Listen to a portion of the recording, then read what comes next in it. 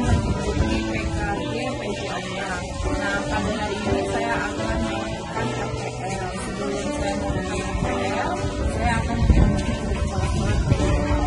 Mari saya mengikuti salah satu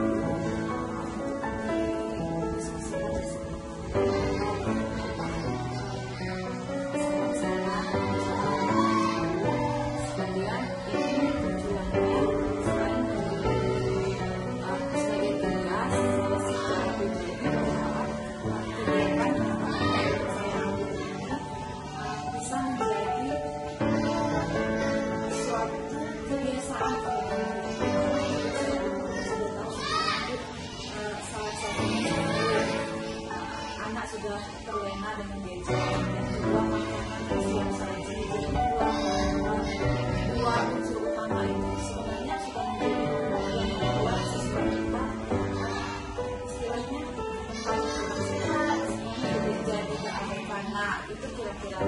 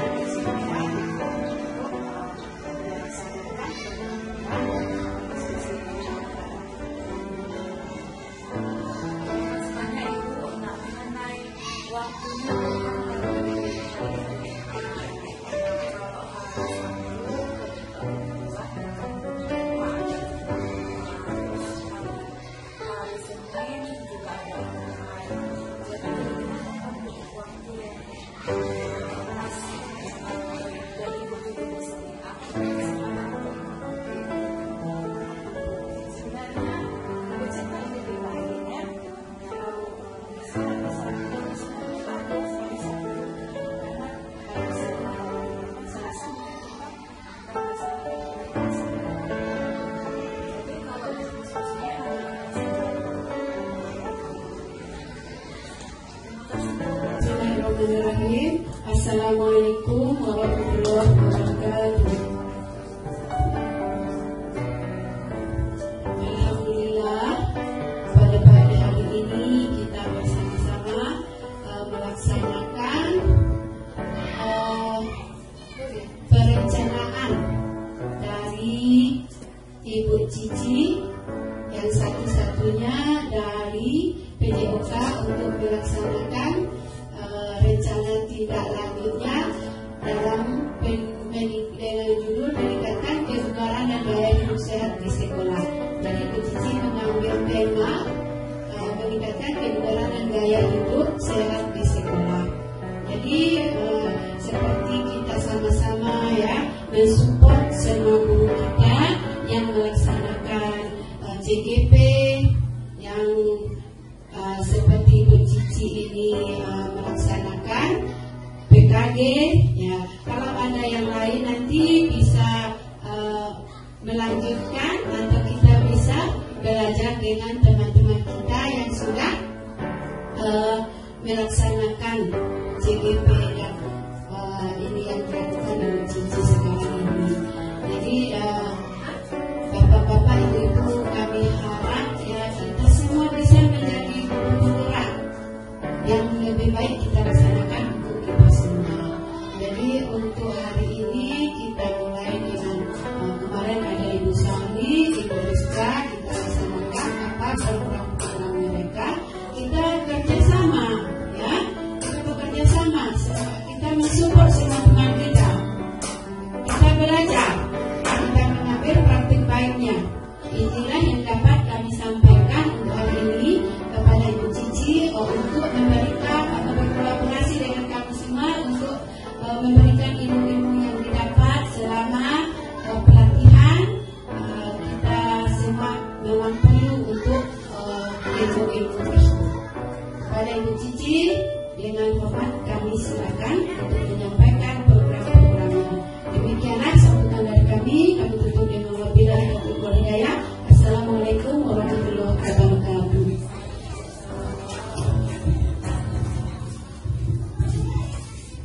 Terima kasih kepada Ibu Kepala Sekolah.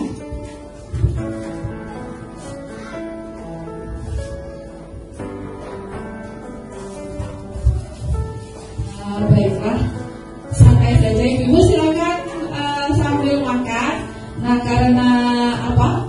Ada 6 orang peserta di sini ya, Ibu Kepala Sekolah juga boleh ikut. Jadi untuk mengawali kegiatan hari ini kita mulai dengan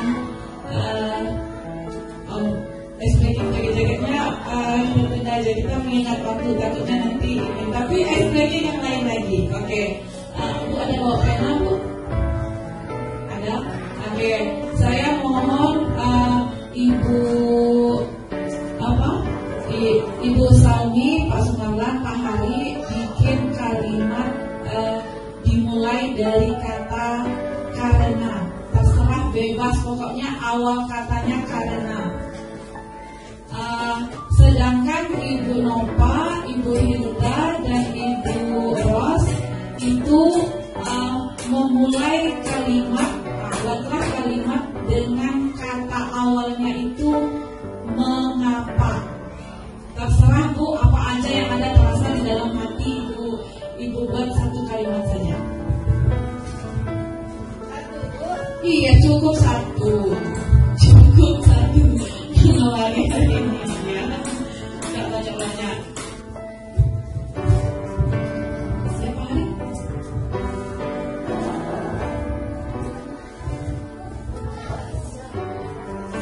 Iya, bebas, enggak ada terkait tentang ini tentang itu. Contohnya misalnya kalau karena saya sudah lapar, karena saya terserah, bebas, karena saya karena saya senang main bola, karena saya bukan terserah. Misalnya pas Semarang kalau memang di basicnya agama, kalau mudah merangkai kalimat karena saya hari ini memberikan khutbah Jumat, boleh. Nah kalau mengapa terserah juga Ibu. Misalnya Ibu mau bertanya apa, mengapa hari ini mendung, mengapa, iya terserah Ibu, tidak ada patokannya. Kita seru-seruan saja sebelum kita mulai sedikit. Siap Bu? Jangan pula terlalu ini terlalu enggak, kita seru-seruan aja. Iya, dan pula terlalu panjang, enggak ada penilaian, enggak ada masalah pamer, itu seru-seruan. Oke, siap? Siap. Nah, jadi alurnya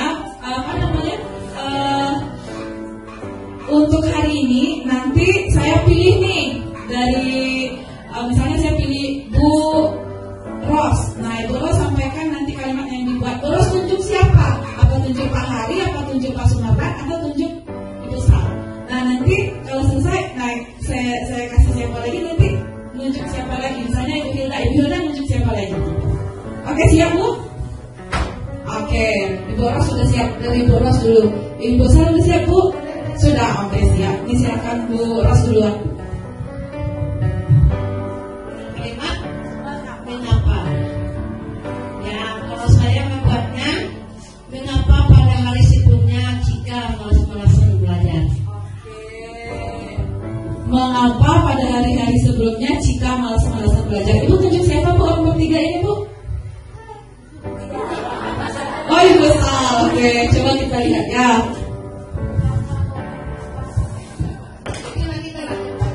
Ibu baca kalimat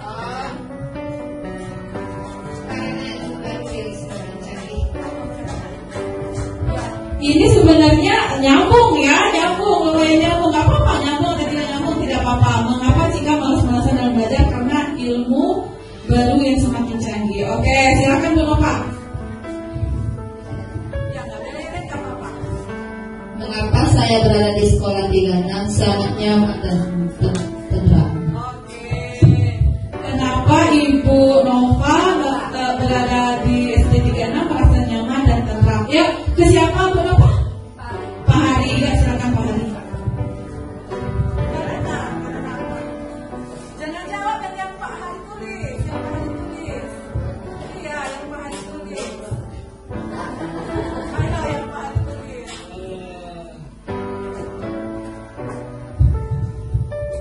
Karena saya kemarin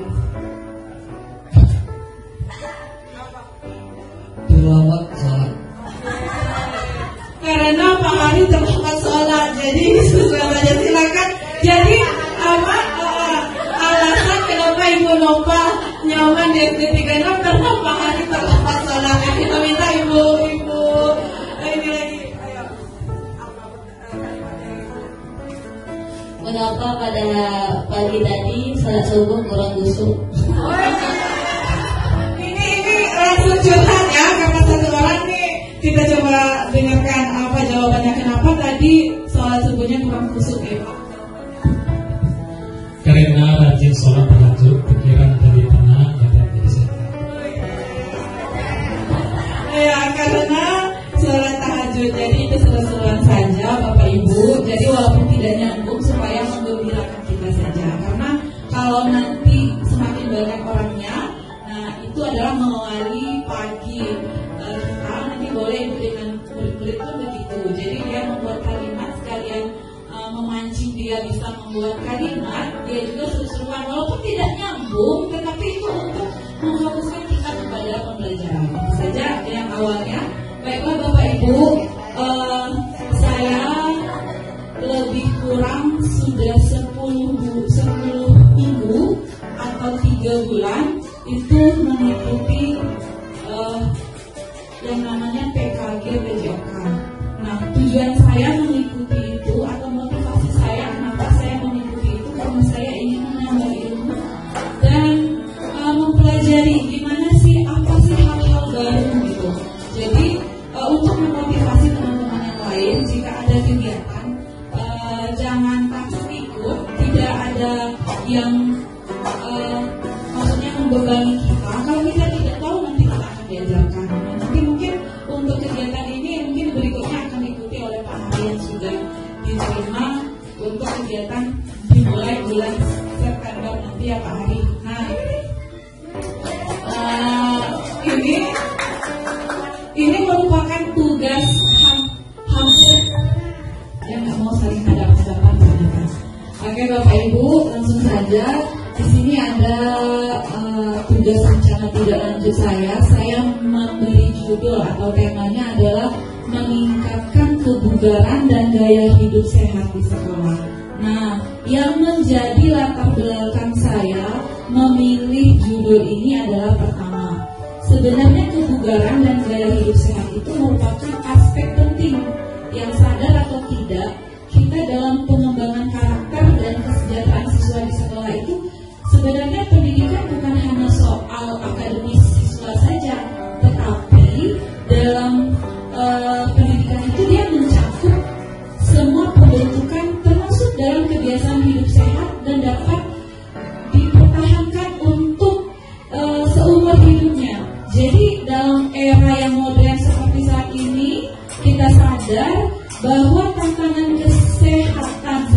obesitas, kurangnya aktivitas fisik, dan pola makan tidak seimbang semakin marak terjadi di kalangan pelajar. Nah, fenomena inilah yang disebabkan oleh berbagai faktor, termasuk kemajuan teknologi yang mengurangi aktivitas fisik pada makan cepat saji.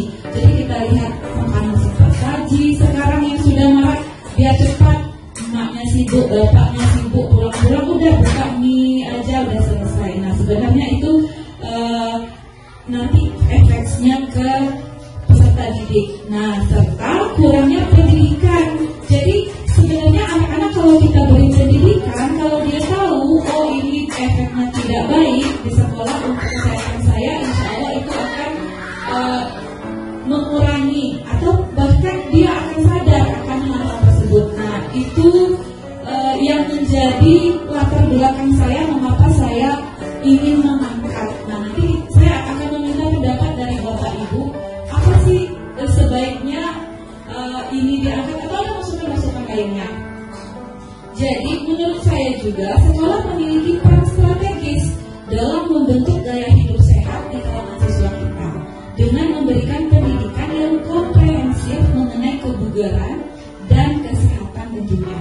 Jadi sekolah dapat membantu siswa mengadopsi kebiasaan sehat sejak dini melalui kegiatan fisik yang menyenangkan. Selain itu, program kebugaran di sekolah dapat meningkatkan konsentrasi, prestasi akademik, dan kesejahteraan emosional siswa. Nah, itu yang menjadi latar belakang saya mengambil ini. Jadi ya, kenapa anak-anak kita kurang konsentrasi di kelas? Ada tadi pertanyaannya, Ibu, kenapa? Itu salah satunya kadang kita tidak bisa memungkiri, bisa jadi dia sedang tidak enak badan, bisa jadi dia tidak sehat. Itu bukan cuma ya Pak Hari, bukan cuma fisik, emosi kita, jiwa kita juga perlu sehat ya Pak Hari. Nah gitu, oke. Itu salah satu, itu beberapa latar belakang saya mengambil tema itu. Kemudian tujuan dari program ini yaitu yang pertama meningkatkan kesadaran akan pentingnya kebugaran, itu udah jelas. Yang kedua, mendorong aktivitas fisik rutin. Jadi sebenarnya di sekolah kita sudah ada setiap Sabtu itu kita ada aktivitas rutin ya Pak Hari. Nah, ditambah lagi kalau bisa nanti jangan sampai dia terlepas dari SD, dia nggak ada kegiatan rutin lagi. Nah, disinilah kita saya ingin ada siswa itu menyadari, benar-benar sadar bahwa betulnya yang namanya kegiatan rutin. Misalnya di rumah pagi-pagi bangun, kalau memang dingin nggak apa-apa dia disuruh di rumah kamu lari berapa menit, misalnya 5 menit, cukup itu. Jadi dia melakukan rutin itu saja, itu sudah sehat sebenarnya. Dan kegiatan rutin lainnya nanti akan dikomunikasikan dengan murid apa sih kegiatan yang dia suka. Kemudian mengajarkan tentang pola makan sehat. Nah itu juga pola makan sehat apa, seperti contohnya tadi menghindari makanan-makanan siap saji dan lainnya. Kemudian meningkatkan kesejahteraan mental. Nah, kesejahteraan mental lain bisa seperti kesejahteraan mental anak. Gimana sih kalau anak sudah si anak itu sudah sehat fisik, mental pun kalau sudah jasmani rohani, nah mentalnya pun akan kuat nanti.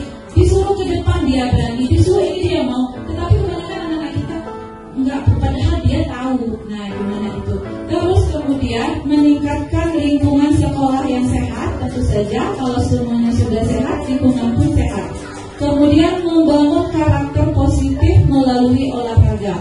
Nah, program ini saya harapkan dapat menjadi langkah awal dalam membentuk generasi muda yang tidak hanya berprestasi secara akademis, tetapi juga memiliki kesehatan fisik dan mental yang optimal sehingga siap menghadapi tantangan di masa depan. Itu merupakan tujuannya. Nah, di capaian langkah-langkah dan hasil yang diharapkan untuk tiap tujuan tadi, yang pertama capaiannya. Jadi capaian yang ingin saya harapkan dapat tercapai di tujuan tadi, yang pertama adalah siswa memiliki pemahaman. Nah itu yang penting, baik tentang pentingnya kebugaran fisik dan kesehatan secara umum. Kemudian yang kedua, siswa terlibat aktif dalam aktivitas fisik secara rutin tadi, baik di dalam maupun di luar jam pelajaran. Jadi bukan cuma di sini. Nah, kemudian siswa memiliki kesehatan mental yang lebih baik dan mampu mengelola stres dengan efektif. Ini stres dia kebanyakan PR, tapi dia bisa mengelolanya sendiri. Kemudian siswa mengembangkan karakter positif seperti disiplin, kerjasama, dan semangat kompetitif. Nah, langkah-langkahnya, jadi langkah-langkahnya saya berharapnya seperti ini, Bapak Ibu. Pertama, mengadakan seminar atau workshop kesehatan yang melibatkan ahli kebugaran. Jadi pengennya saya nanti ada orang kita bekerja sama dengan puskesmas. Nah, puskesmas itu datang ke sini nanti menyampaikan, karena kalau sudah di bidang ahlinya gitu kan, nah anak-anak biasanya kalau gurunya yang sampai dia mendengarkan juga, tapi oh ini tentang kesehatan. Kalau kita bekerja sama dengan pihak ketiga, dengan ahlinya juga, anak-anak akan lebih antusias. Nah, itu langkah-langkah yang menurut saya akan saya susun. Kemudian menyusun materi pembelajaran tentang kesehatan dan kebugaran dalam kurikulum. Nah, sebenarnya sudah masuk ke kurikulum kita tentang ini, tetapi lebih lagi gitu. Kemudian melakukan kampanye kesadaran di sekolah melalui poster, pamflet, dan video. Nah, tugasnya setelah siswa dapat ilmunya, tugasnya siswa nanti bisa buat buat video ataupun poster. Nah, nanti dia akan mengkampanyekan, bisa melalui media-media sosial kita, bahwa sebegitu pentingnya kehidupan sosial. Jadi dimulai dari diri sendirinya. Nah, hasilnya, jadi nanti kalau sudah terencana, sudah berjalan, hasil yang saya inginkan adalah pertama, peningkatan pengetahuan siswa tentang kebugaran kesehatan, tentu saja itu. Kedua, siswa lebih sadar akan pentingnya menjaga kebugaran kesehatannya sehari-hari. Dan selanjutnya, nah itu tadi. Kemudian struktur program dan mitra dalam Kombel. Jadi di dalam program ini saya sangat mengharapkan, program ini saya buat untuk sebuah program di dalam co-kurikuler. Kan kita ada 3, ada intrakurikuler, ada co-kurikuler, ada ekstrakurikuler. Kalau ekstra mungkin agak susah kita ngobrol waktu di luar lagi. Kalau dijadikan co-kurikuler, istilahnya dia agak terikat. Dan nanti pun kalau seandainya bisa, ini kita hubungkan dengan P5. Kan kita nanti akan ada rapor. Kalau misalnya ibu wali kelas atau yang mengelola P5-nya sudah ada program sendiri, nah ini sebagai program tambahannya. Kalau misalnya baru 1, nah ini kan bisa jadi 2. Kalau seandainya sudah 2 bisa jadi 3. Tapi kalau sudah 3 sudah cukup, itu terlalu banyak. Nah, kemudian di sini yang ingin saya libatkan tentu saja adalah ibu kepala sekolah, karena semua kegiatan tidak terlepas dari ibu kepala sekolah. Yang kemudian adalah rekan-rekan guru, karena saya sendiri menjalankan program itu tidak akan maksimal. Oke, kemudian di sini target saya adalah kelas 5 dan 6. Kelas 5 dan 6, jadi apakah cuma wali kelas atau guru kelas 5 dan kelas 6 saja? Tentu saja tidak. Karena nanti peserta didiknya yang kelas 5, kelas 6, guru-gurunya saya libatkan, maksudnya kelas 5, kelas 6 ini yang akan membuat video dan poster tadi. Nanti dia yang akan mensosialisasikan, mengkampanyekan, bisa ke adik-adik kelasnya gitu. Nah, kegiatan itu menjadi kegiatan P5 kita, bisa jadi itu nanti kalau berjalan menurut saya sangat lumayan gitu, sangat bagus. Nah, kemudian tidak lupa kita melibatkan wali murid.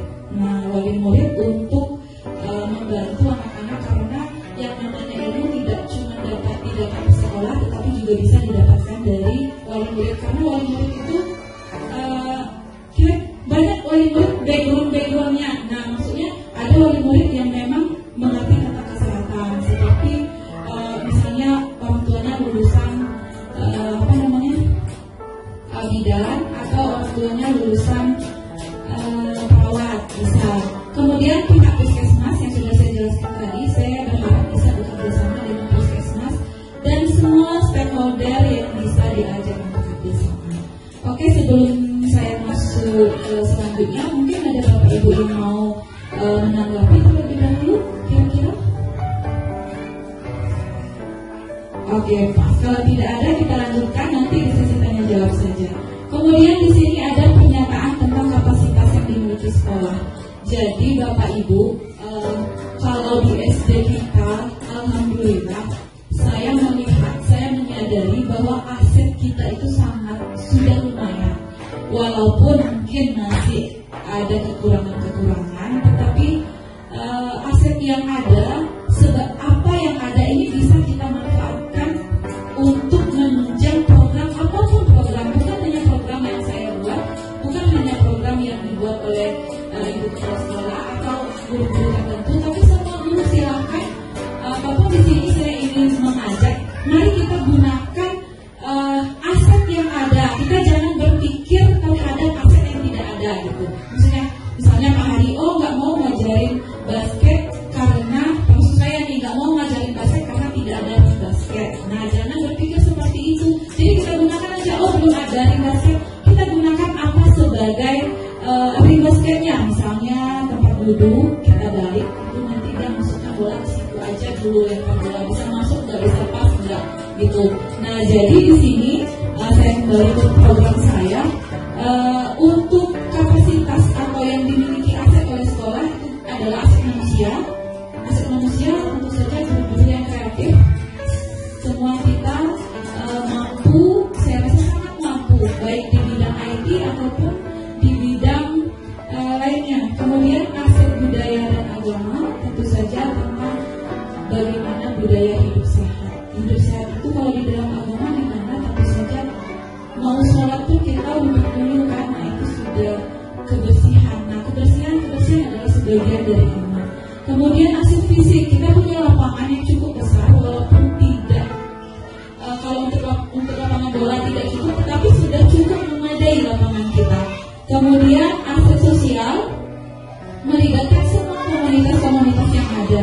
Aset teknologi kita punya, kita udah dapat bantuan peruntu, kita punya semuanya, saya rasa sudah cukup. Nah, untuk aset teknologi kita. Kemudian kita juga punya guru-guru yang ahli di bidang teknologi untuk membantu siswa bagaimana membuat video dan lainnya. Kemudian aset lingkungan. Nah, lingkungan kita terletak di tengah-tengah masyarakat. Jadi kalau untuk mengkompanyekan tentang kesehatan itu sangat dekat sekali, sangat menguntungkan sekali, termasuk tentang kebersihan juga nanti. Kemudian rencana evaluasi. Nah, evaluasinya nanti kita cuma dapat lihat dari siswa. Dari siswa gimana observasi langsung aja evaluasi saya. Gimana dokumentasi dan foto serta video yang dibuat siswa. Dari sana kita lihat, mereka sudah paham atau belum dari kegiatan atau program yang kita jalankan. Kalau video, foto, dokumentasi dan poster yang dibuat anak-anak itu sudah baik, saya rasa mereka sudah paham. Nah, itu evaluasi yang direncanakan. Kemudian kemungkinan tantangan. Nah, tentu saja setiap apapun yang kita lakukan, termasuk program yang saya rancang, tentu ada kemungkinan tantangan. Nah, kemungkinan tantangannya adalah yang pertama adalah di segi waktu. Yang paling menurut saya adalah waktu. Bagaimana mengatur waktu seperti saja pada hari ini. Nah, mungkin Ibu Risa punya kegiatan lain, Bapak semua punya kegiatan lain, yang lain. Nah, itu gimana sebaiknya kita mengatur waktu dengan strategis mungkin. Kemudian tentu saja yang terakhir adalah tantangannya kurangnya dukungan dari berbagai pihak. Semoga saja tantangan-tantangan ini dapat saya atasi dan kita bisa bekerja bersama. Oke, cuma itu Bapak dan Ibu segelintir program saya. Saya mohon ada umpan balik dari Bapak dan Ibu. Kami persilakan. Mungkin ada masukannya, Bu, gimana kalau seperti ini ditambah ini atau itu, saya persilakan. Atau memang mungkin Bu ini tidak bisa kita jalankan ini seperti ini, juga tidak apa-apa, kita ganti dengan program lainnya. Boleh juga, silakan. Mungkin ada tanggapannya begitu. Kami persilakan mungkin dari Ibu Kepala Sekolah terlebih dahulu. Baiklah, terima kasih. Untuk seperti yang telah dijelaskan Ibu Cici tadi, terhadap program-programnya sangat baik sekali ya, sangat bagus sekali. Itu untuk meningkatkan programnya, meningkatkan kebugaran dan gaya hidup sehat di sekolah yang kita lakukan. Seperti saya lihat kemarin itu, walaupun saya tidak ada di sini, senamnya itu bagus sekali ya. Ya, Pak Hari, Bu Sarji, Bu Cici mungkin semuanya ada mempunyai ide-ide untuk senam yang bagus untuk anak-anak. Boleh kita kembangkan ya, boleh kita ajarkan kepada anak-anak untuk bisa jangan itu terus ya, boleh bervariasi. Ya, mungkin ada ide dari Pak Hari sebagai guru olahraga, mungkin ada senam ini Bu khusus untuk sekolah kita, ya bagus ya, bagus sekali. Juga yang lainnya kita mengikuti senam karena kita menciptakan gaya hidup sehat di sekolah kita. Dan program-program dari Ibu Cici tadi sangat baik sekali dan kami sangat mendukung ya, khususnya saya sebagai kepala sekolah sangat mendukung program-program yang dilakukan Ibu Cici. Ada guru-guru yang lainnya ya, yang sebagai CGP yang programnya bagus-bagus semua. Alhamdulillah kita semua sudah mendapatkan satunya di Kerinci 2 orang ya Bu Cici yang melaksanakan pelatihan yang Ibu Cici lakukan. Dan mudah-mudahan ke depannya Pak Hari bisa menyusul ya Pak Hari. Jadi kita tambah semangat lagi, agar kita sudah bertambah ya di bidang SDM-nya. Mungkin itu tanggapan dari saya untuk Ibu Cici. Kami berikan aplaus untuk Ibu Cici yang sudah menyampaikan program-programnya. Oke, terima kasih Bu Kepala Sekolah atas dukungannya dan motivasinya. Mungkin ada Bapak dan Ibu guru yang lain yang ingin memberikan masukan atau tanggapan ya. Kami mohon kepada, kami persilakan kepada Ibu Salmi. Hari Sabtu. Nah itu kami mohon perlu lebih ditingkatkan. Itu juga perlu kerjasama dengan ibu-ibu yang lain. Mungkin ya ditetapkanlah apa senam yang kita miliki di SD 36. Di samping ada tambahan yang lain gitu. Mungkin ada yang variasi senam yang lain itu masuk kami. Tapi kita harus menetapkan senam khusus bagi untuk sekolah SD 36. Nah, senam apa yang harus kita terapkan? Nah, itu kita perlu juga ini latihan bagi anak. Jangan di waktu senam nanti pas hari Sabtu kalau kami lihat itu asal-asal senam saja. Nah, jangan seperti itu. Makanya kita meningkat, ke samping kita meningkatkan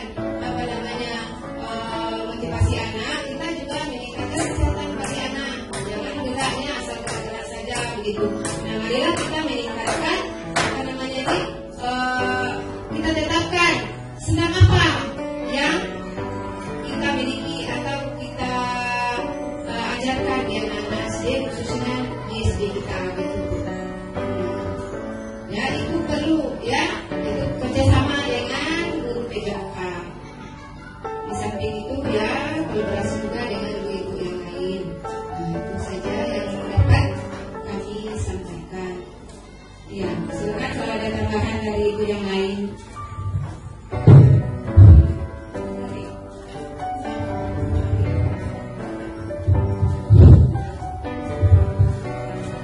Ya baik, terima kasih atas kesempatannya.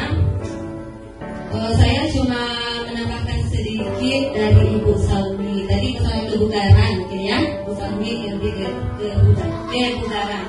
Di sini saya menambahkan tentang kebugaran dan gaya hidup sehat, ya. Mungkin lebih mendekatkan ke gaya hidup sehat. Nah, mungkin di sini kita lihat anak-anak sudah melakukan ya setiap piket, tetapi di sini bagaimana kita itu menekankan kepada anak-anak kita itu untuk membiasakan hidup sehat dan juga bersih, karena bersih itu kan akan berdampak ke kesehatan. Coba kita lihat ya, di sini masih ada sedikit ya anak-anak kita itu yang kurang kurang bertanggung jawab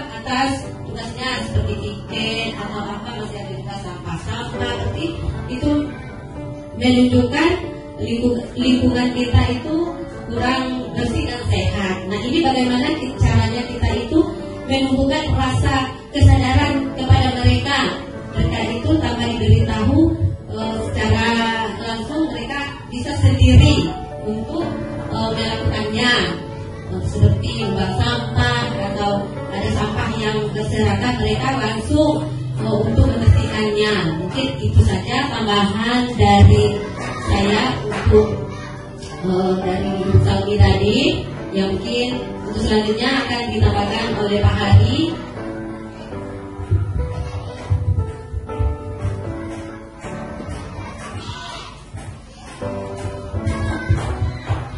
Setelah saya akan menambahkan sedikit di dalam ini tentang meningkatnya kebugaran dan gaya hidup sehat di sekolah. Ini sebenarnya judulnya sangat bagus juga sih. Kalau menurut saya, biar di sekolah itu kita bisa untuk anak-anak kita dan gaya hidup sehatnya untuk menambahkan sedikit seperti pola makannya, Bu. Seharusnya kita dari guru TK dan guru lokal kita harus bekerjasama dengan wali kelas dan orang tua supaya bisa menjaga makanan-makanan yang dimakan anak kita di sekolah ataupun di rumah ataupun di luar. Nah, seperti yang kita lihat di kantin, dulu kita harus lihat tuh apa yang dijual di kantin tuh, jangan asal-asal dijual. Dulu kita kan tadi udah bisa sampaikan, sebaiknya kita kalau bisa bekerjasama dengan Puskesmas, ya Bu. Nah, cuma itu saja Bu untuk menggunakan sedikit biar kita bisa menjaga pola makan anak-anak kita, supaya anak kita yang dimakan itu sehat semua. Terima kasih. Pergaulan pernah lihat anak-anak sekarang ini tidak sama dengan generasi dulu, karena kecanggihan teknologi dan iptek mereka itu terpengaruh bergerak. Itu perlu pengawasan supaya yang dapat menerima yang baik, menerima yang buruk. Kita pengawasan dari orang tua, dari guru, kemudian ya masyarakat semuanya, supaya anak menggunakan teknologi ini tepat guna. Karena di situ ada semua yang baik buruknya ada. Karena kalau tidak diperhatikan dengan masa, jadi dia terpengaruh apa yang dilihatnya, apa yang diperhatikannya, dia pola dari hidupnya. Dan dalam perjalanan jadi itu bagus, saya diterapkan dengan baik. Mudah-mudahan kita dapat membangun sekolah yang baik dan anak kita lebih bermanfaat. Terima kasih.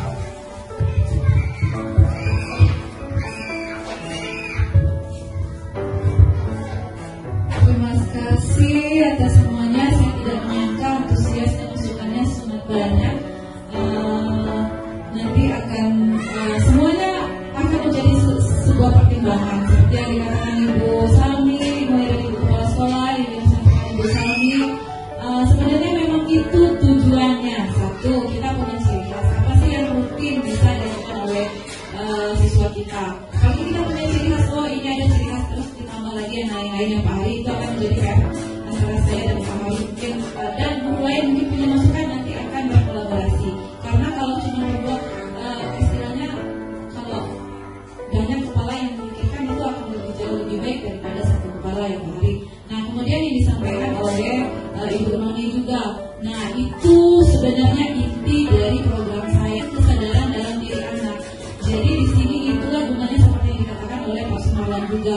Di sini adalah gunanya pendidikan. Pendidikan itu bukan cuma kita mentransfer ilmu gitu kan Pak. Kita mendidik supaya anak kita benar-benar menyadari kesadaran. Kalau memang sudah tumbuh dari kesadaran si anak, nah dia akan melakukan gaya hidup sampai dia dewasa begitu. Jadi itu memang target atau tujuan selain dari kubu nasihat, dia dengan kesadaran dia. Dari mana dia bisa sadar? Tentu saja setelah dia tahu atau dia paham. Kalau dia tidak belum tahu tentang ilmunya, Ibu. Terus kemudian terima kasih juga Pak Hari sudah menambahkan tadi di segi sebenarnya memang setiap sekolah punya otoritas dari Ibu Kepala Sekolah untuk memeriksa kantin apakah makanan yang disajikan atau yang dijual sehat atau tidak. Tetapi kadang-kadang kita masih terkait dengan kesenjangan dan isu-isu sosial yang ada di tengah masyarakat. Nanti kita akan berpandang bagaimana mungkin kita akan menjadi apa untuk kedepannya pertimbangan apakah bisa atau tidak. Yang penting untuk program awalnya si anak itu mengerti dulu, sadar oh ini dia. Kalau kita sudah membentengi anak nanti dia akan lebih bisa menjaga dirinya. Nah itu terima kasih banyak Bapak dan Ibu, anak-anak di luar sudah Ibu silakan mungkin yang ada ala kadarnya hidangan, kalau tidak kenyang boleh ditambah sendiri di luar. Silakan mencicipi makanan yang sudah disiapkan. Terima kasih Bapak dan Ibu atas perhatiannya dan atas kesempatannya. Akhir kata saya ucapkan wassalamualaikum